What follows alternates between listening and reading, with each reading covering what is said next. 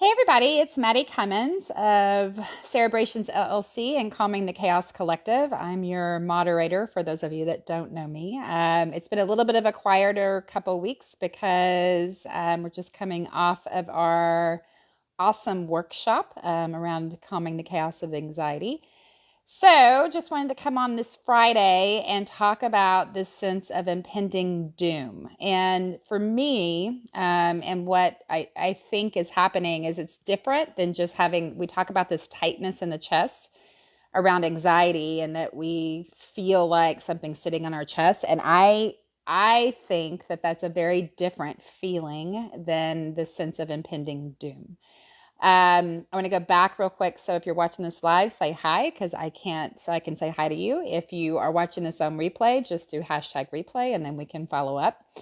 And so we're talking about this sense of impending doom. And for me, it feels like I'm waiting for something awful and horrible to happen. Like I just kind of walk around waiting for a shoe to drop because it just feels like the whole world is just falling apart and I'm waiting for something bad to happen.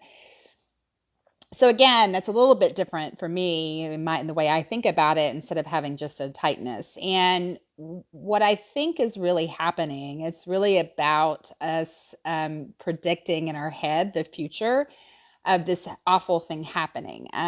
Whenever I'm walking around with this sense of impending doom, or whenever my clients are walking around with it, we sit and we go through what's really going on, what's in your thoughts, what's in the way that you are reacting to the world, like what's really happening, because that sense of impending doom, 3 Ys, one is because we're trying to predict the future. The second is I think sometimes the anxiety just keeps going on and on and on and on, and we're not dealing with the underlying reasons for the fear. And it's that fear that really then begins to take over the way our brain is working. And so it just begins to do this walking around with this fear of the world ending. And I don't know that that's really the fear, but that's what it kind of feels like, right? Is that you're just waiting for something horrible to happen and you feel like it's coming. And so it's really about trying to figure out where that fear is coming from. The third thing I think that often happens with this, that I see a lot in people with medical issues, that I see a lot with people with life transitions. And honestly, sometimes life is just hard. I mean, I am amazed at the way that people can move through just difficulty after difficulty after difficulty.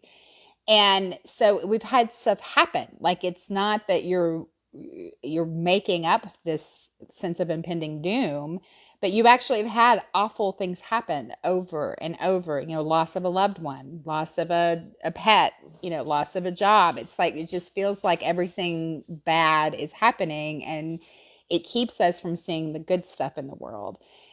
And so the 3 Ys then of impending doom is, that we are trying to control the future in our head. And then the anxiety has just kept going on and on and on, and it keeps building on each other. And the other third one is because of life transitions.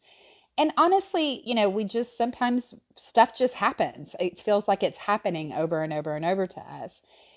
So what do we do about it? I think this is a little bit more difficult. And I think sometimes it takes someone like a coach or a counselor walking you through it to be able to sit and go, okay, why the impending doom? Like that's a big, big emotion. And so what's really happening here that we need to understand the underlying core of where it's coming from.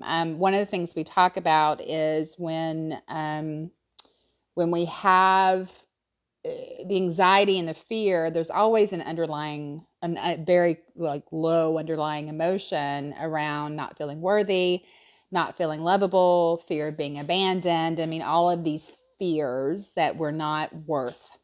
And so what I think is really important is that you get down to the whys. Why is it really happening? What are the reasons for it happening? What are we going to do about it? So, always with these feelings of impending doom, if it's not something you can get rid of, having someone walk you through that is always very helpful. But if you're trying to do it on your own, there are three things you can do. One is just a brain dump. Just sit and, and I talk about these brain dumps a lot, but there's this process with the brain when you're actually writing that it forces the two parts of your brains to work together. And so it forces the left and the right side. And that makes it harder for you to keep pushing back the emotions and what you're feeling. And I will tell you, when I do this brain dump, it is remarkable how much I start finding out that I didn't even know I was thinking. Like, I just start writing and all this stuff. I'll write about the dog and initially. I mean, it doesn't have to be anything huge and emotionally, earth shattering. I'll just be writing my to-do list. And then suddenly I start writing all this other stuff that I didn't even know I was feeling. So brain dump is one. Two, it's really about trying to get in touch with the positivities instead of looking for this impending doom. And so even people that have been through things after things, like just this constant chaos that feels like it's happening and these awful things that are happening in your life, it really forces your brain to start looking for that negative. And so to stop and just make a list of the things that happened good that day. One of the things I tell my clients is that it doesn't have to be earth shattering. It can be that you had a roof over your head. It could be that you had food to eat, but to list three things every day that went well that day. It could be that you have shoes to wear, that you have a job, that you have family support, that you had a stranger smile at you. They don't have to be these earth shattering things. But one of the ways to start getting rid of this impending doom is to really start looking at, okay, what good is happening that I'm totally missing, because my brain has started really looking for the negative. The third thing is just to hang out with God. And this is so hard to do, but one of the things that happens with this impending doom and with our anxiety is we're really trying to control the future. We're trying to not be surprised by what's happening. We're trying to control the outcome. And when that's not happening in the way that we would like, because it's hard, don't misunderstand me. Sometimes this stuff is just really hard. We start trying to control it more so that we don't feel the emotional pain. And so part of what I think is really important is that we then start trying to give that back to God and remind ourselves this stuff is not our job.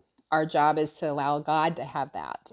One of the things we talked about in the Calming the Chaos, Slaying the Chaos workshop is how to visualize actually handing that over to God.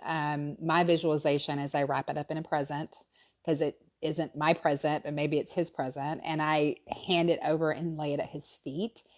And then one of our wonderful collective members said that then they imagine actually walking away without it, because then you're giving it to God and you're not trying to take it back, because that's what we typically do, is we try to take it back.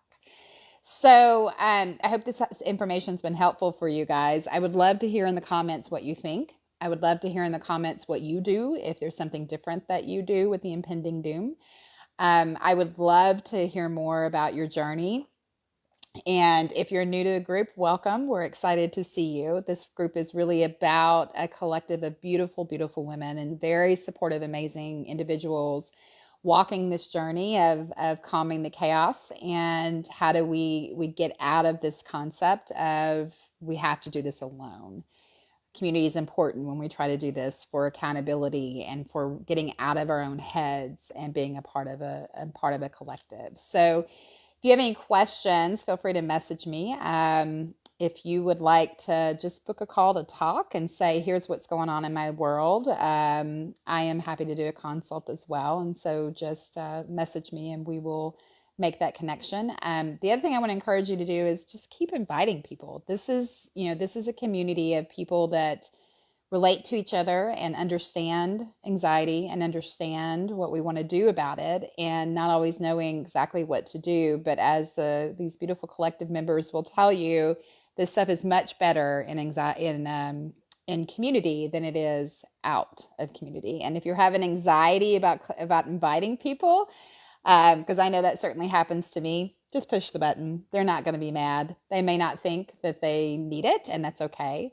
But what if you bless someone with a place to come to really help get the anxiety out and start living the life that our faith really encourages us to live? So you guys have a beautiful weekend. I'll be in and out this weekend, but of the group, but just want to encourage you to post and make this group your own, and have a great weekend. Thanks. Bye, guys.